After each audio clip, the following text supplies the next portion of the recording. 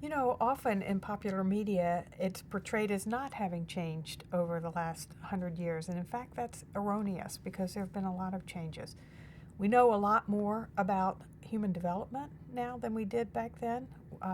We know a lot more about infants and attachment, and that informs how treatment is conducted today.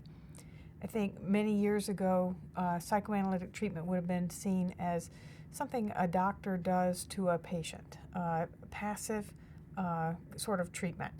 Now I think it's much more interactive. We know that there are two people in the room and that the relationship between the doctor and the patient or the therapist and the patient is very important. What is going on in the here and now between those two often recreates or repeats problems and conflicts in the past.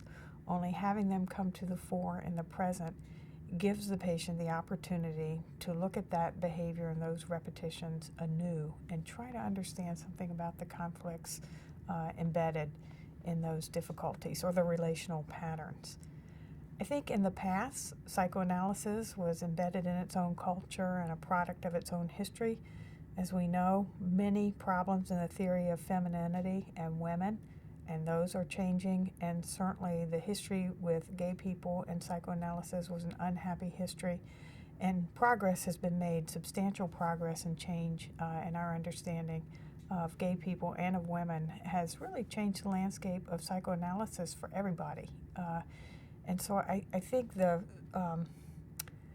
are many positive things from the past that come into contemporary psychoanalysis, but there were many necessary revisions that have also been made that I think make psychoanalysis still a very powerful treatment for people because it allows a person to look at unconscious fantasies, unconscious motivations.